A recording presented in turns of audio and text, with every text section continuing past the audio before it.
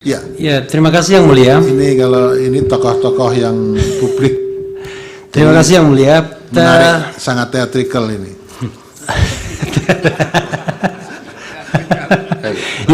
yang teatrikal tuh di sana, di sini enggak. Di sini substansi ya. Sirekapnya bermasalah sebagaimana diajukan oleh saksi kami, tapi ini sama, confirm sama manualnya. Itu yang kami sampaikan. Dan tolong majelis hakim diperingatkan itu saudara Hotman yang bilang ngeyel-ngeyel. Ya, tolong diperingatkan. Saudara bagian dari tim kampanye Prabowo Gibran atau bukan? Saya aktivis. Saya aktivis. Bukan. Pilihan saya pribadi adalah 02. Ketua Gerakan Sekali Putaran. Oh ya.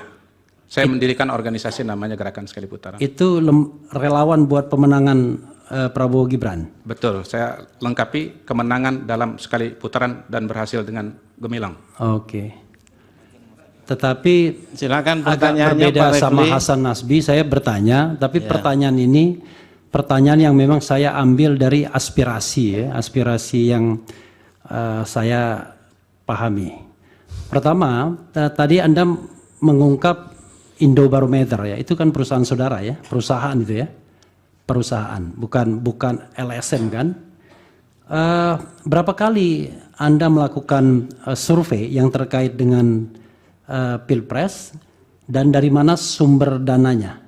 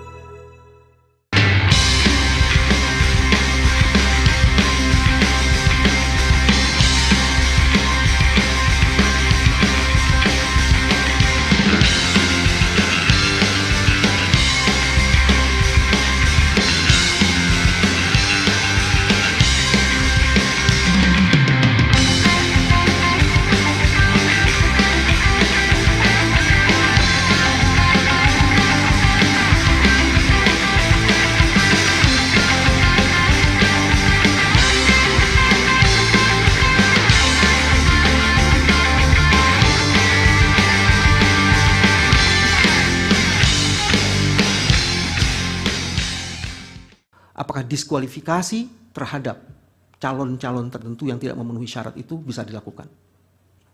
Terima kasih. Pak Refli ada, silakan. Iya, tadi saudara mengatakan bahwa penetapan Gibran itu adalah pelanggaran dari sudut hukum administrasi. Pertanyaan saya, seandainya pelanggaran ini tidak disengketakan, apakah kemudian pelanggaran tersebut kemudian dianggap menjadi sah begitu? Itu termasuk misalnya tidak, dan apakah masih bisa dipersoalkan di institusi seperti Mahkamah Konstitusi ini? Dari implementasi. Baik, terima kasih. Pak Yudi, dari kuasa hukum ada? Ada yang mulia. Terima kasih. Soal sirekap ini kadang-kadang sering dikecilkan sebagai hanya alat bantu. Tetapi kita tahu bahwa KPU tidak mau digital forensik dan kemudian mengeluarkan peraturan KPU yang mengecualikan sirekap ini sebagai informasi yang dikecualikan. Ini fakta yang menarik. Kemudian dari diskusi sirekap dan juga pemaparan ahli, kita tahu bahwa banyak sekali masalah dengan sirekap ini. Ada temuan misalnya 154.541 perbedaan waktu pemindaian misalnya. Saya mendengar tidak hanya 154.000 sekian itu, karena memang sirekapnya akhirnya ditutup. Ada yang mengatakan sampai 400.000 kali dan lain sebagainya untuk menggambarkan kacaunya sirekap. Tapi persoalannya adalah, yang surprise itu adalah kenapa sirekap yang kacau itu tiba-tiba confirm sama hasilnya dengan hitung jenjang manual. Sama-sama 58%. Kan logikanya kalau satu kacau, nggak mungkin sama dengan yang benar kan? Itu satu yang harus dijawab. Kemudian, sejak kapan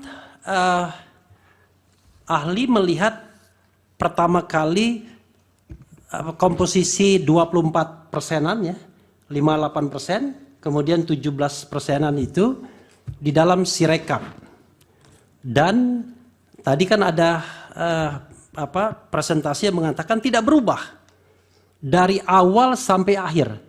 Awalnya kapan, akhirnya kapan, dan terhadap angka yang berapa persen. Termasuk ketika ada perubahan-perubahan yang ratusan kali, kenapa tidak berubah juga 58% itu? Itu yang menarik juga. Kemudian tadi tidak eksplisit sebenarnya, kita menginginkan potensi-potensi kecurangan yang bisa dilakukan dengan Sirekap ini. Karena terus terang yang mulia, kami menganggap bahwa Sirekap itu alat pandu memang. Alat bantu, tapi alat bantu kecurangan. Itu saja, makasih. Ini yang terakhir apa, pertanyaan atau pernyataan ini? Saya kan tanya potensi kecurangannya di mana, karena dalam dalil kami itu alat bantu memang, tapi alat bantu kecurangan. Iya. Berarti bukan pertanyaan ya. Yang terakhir tidak usah dijawab nanti. Ada pertanyaannya kan potensi-potensi kecurangan di Sirekap itu. Oke. Terima kasih yang mulia. Sebelumnya saya minta klarifikasi ke KPU, benarkah KPU mengeluarkan keputusan KPU nomor 345 tahun 2024 yang mengecualikan Sirekap sebagai informasi publik yang tidak boleh diberikan? Silakan KPU. Diklarifikasi dulu, karena ini dapat dari sengketa informasi dari pihak yang mengajukan, tiba-tiba muncul keputusan secara retroaktif. Silakan. Kami cek dulu. Ya. Lanjutkan pertanyaan berikutnya. Oke, kemarin dari ahli ya, ahli 03 yang saya lihat dari videonya YouTube mengatakan bahwa suara sah dan suara paslon itu berbeda sampai puluhan juta. Nah, buat ahli itu mungkin nggak? Kalau seandainya misalnya itu cuma technical, tidak ada fraudnya misalnya, itu satu. Kedua, tadi kan dikatakan soal angka-angka, bisa jadi salah baca. Tapi bagaimana kalau angkanya nambah? Karena banyak sekali kita dapat laporan, angkanya nambah. Ya, misalnya ada yang tertulis 17 jadi 170. Kan nambah angkanya, baik nambah di depan maupun nambah di belakang. Ketiga, kalau kesalahan yang pernah dikatakan KPU itu sampai salah baca itu sampai 154.000, 500. Ini contohnya. Ya, itu yang contoh yang tadi saya katakan. 154.541 sebelum Sirekap ditutup, dan itu mungkin lebih banyak lagi. Bahkan ahli 03 mengatakan itu sampai 400 ribuan tuh kesalahan baca. Itu mungkin nggak? Itu tidak ada fraudnya, itu sekedar technical error gitu. Tapi technical errornya sampai ratusan ribu. Nah, yang terakhir tadi, yang pertama, itu betul nggak ada itu? Ada keputusan KPU nomor 345 itu. Karena begini, nanti Pak Refli itu enggak ahli yang menjawab ya, itu dijelaskan oleh KPU. Ya, enggak, saya mau tanyanya begini. Iya. Tanyanya adalah apa yang membuat Sirekap ini kemudian perlu menjadi informasi yang dikecualikan dalam 3 tahun? Rahasia apa yang harus dijaga kalau kita kaitkan dengan transparansi publik? Jadi ahli kan tahu nih, datanya apa aja yang kemudian tiba-tiba harus dikecualikan? Itu pertanyaan saya. Cukup ya, Pak Refli silakan. Iya, terima kasih yang mulia. 1 atau 2 hari ya setelah pencoblosan itu ada seorang anggota KPPS yang datang ke saya. Dan sayang saya tidak dapatkan lagi alamatnya sekarang. Dia mengatakan bahwa dia bisa membuka Sirekap itu pada pukul 13.00 dan dia menemukan sudah terisi.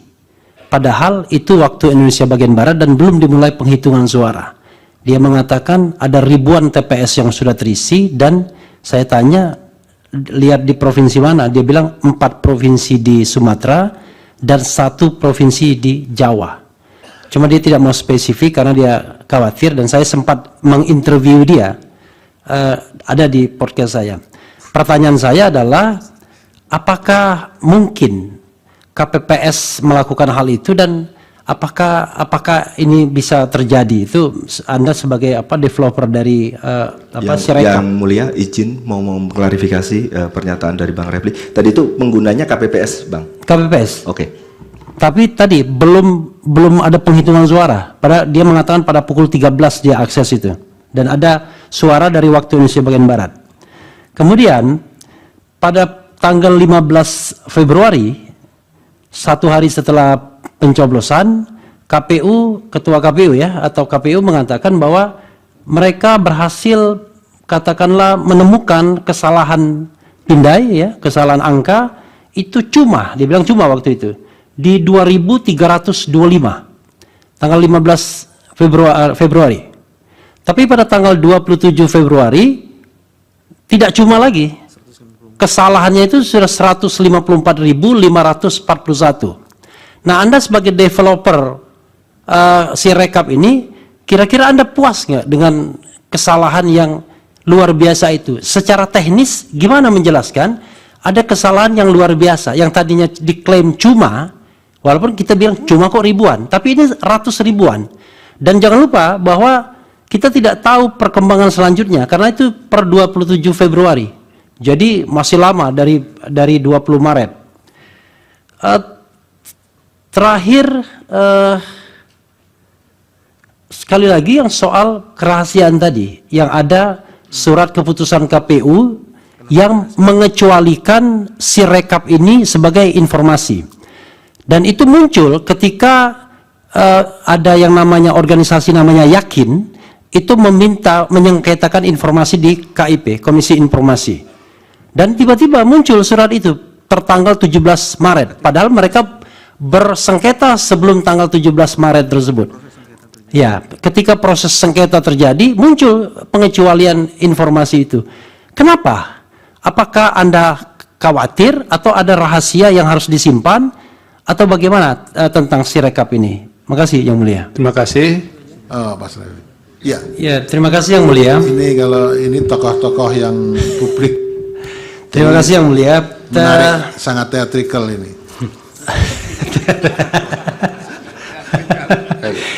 yang teatrikal itu di sana, di sini enggak. Di sini substansi ya. Silakan Jadi, Pak Refli. ya, terima kasih Yang Mulia. Saya satu saja pertanyaannya.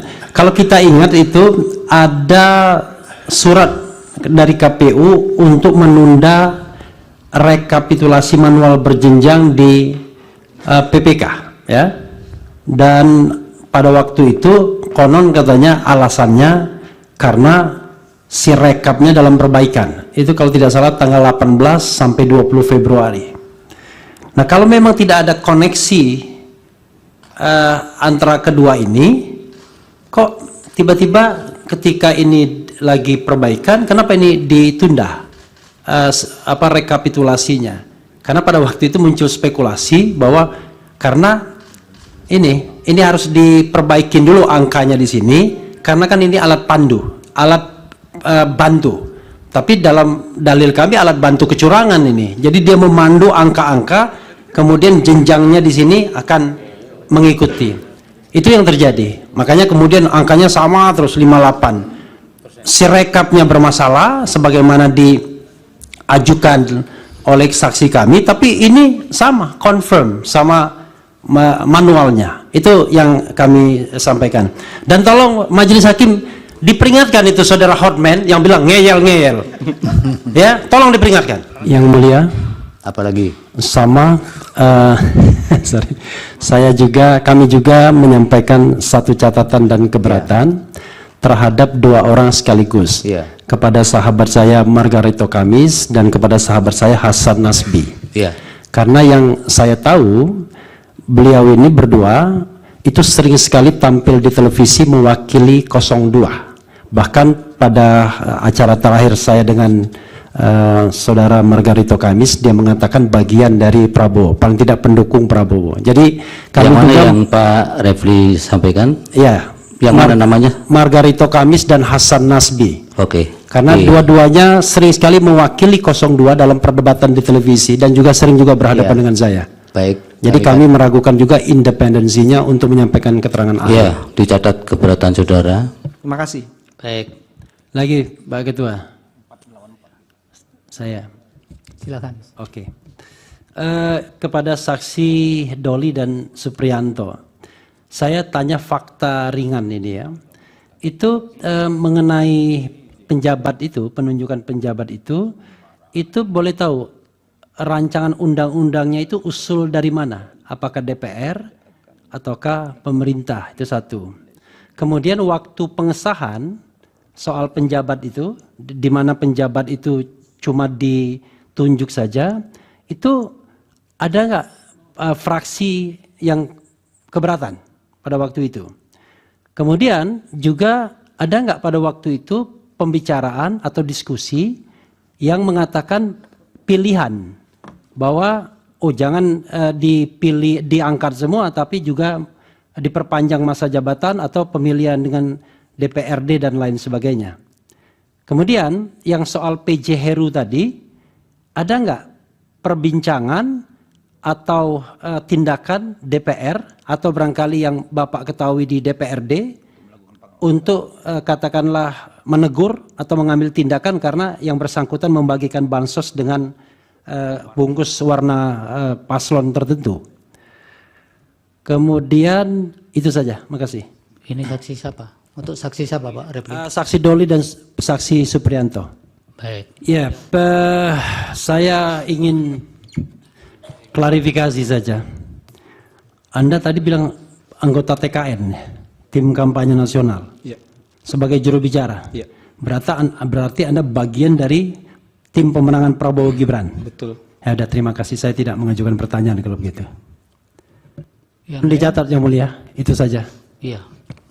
Silakan. Ya, terima kasih yang mulia. Saya pertanyaan awal dulu kepada saudara ahli. Saudara bagian dari tim kampanye Prabowo Gibran atau bukan? Saya aktivis. Saya aktivis. Bukan. Pilihan saya pribadi adalah 02. Ketua Gerakan Sekali Putaran. Oh ya. Saya mendirikan organisasi namanya Gerakan Sekali Putaran. Itu relawan buat pemenangan Prabowo Gibran. Betul, saya lengkapi kemenangan dalam sekali putaran dan berhasil dengan gemilang. Oke. Tetapi Silakan agak pertanyaannya berbeda Pak sama Refli. Hasan Nasbi. Saya bertanya, tapi pertanyaan ini pertanyaan yang memang saya ambil dari aspirasi, ya, aspirasi yang saya pahami. Pertama, tadi Anda mengungkap Indobarometer, ya, itu kan perusahaan saudara, ya, perusahaan itu, ya, perusahaan, bukan LSM kan? Berapa kali Anda melakukan survei yang terkait dengan Pilpres dan dari mana sumber dananya atau dengan siapa pendonornya atau pendananya, itu yang pertama. Yang kedua adalah kan Anda badan hukum, ya, sebagai wujud akuntabilitas pasti ada pajaknya, ya kan? Kira-kira bersedia nggak Anda memberikan fotokopi pajak kepada majelis untuk melihat soal integritas? Pertanyaannya apa yang ini sudah dipresentasikan terlalu tadi personal begini ya. Eh. Jadi pertanyaan aja mengenai soal kasus yang kita hadapi saja sebaiknya. Begini, Terima kasih, Yang Mulia. tolong pihak terkait menghormati pertanyaan saya. Kalaupun dia tidak mau menjawab, itu nggak apa-apa. Iya. Baik Pak Refli. Saya juga punya hak untuk memberikan tanggapan I dan know. bantahan. Dan Anda sudah Tidak melakukan apa-apa. itu. Sama-sama Karena itu kita menghormati. Ya, oke. Baik Pak Silakan. Otto, Pak Refli lewat hakim ya. Oke. Saya lanjutkan, ya. Karena itu soal integritas juga, ya. Soal integritas. Nah, yang ketiga adalah kalau data dipublikasikan itu ada raw datanya. Istilahnya itu atau coding, ya, yang Anda inputkan kepada sistem survei dan lain sebagainya. Itu penting. Bersediakah Anda memberikannya raw data itu kepada majelis hakim agar majelis hakim bisa melihat raw datanya? Nanti kalau majelis hakim nggak paham membacanya, ya cari survei yang independen yang bukan dari bagian tim pemenangan untuk melihat itu. Itu saja yang mulia. Terima kasih. Dan terima kasih juga kepada kawan Otto Hasibuan. Terima kasih.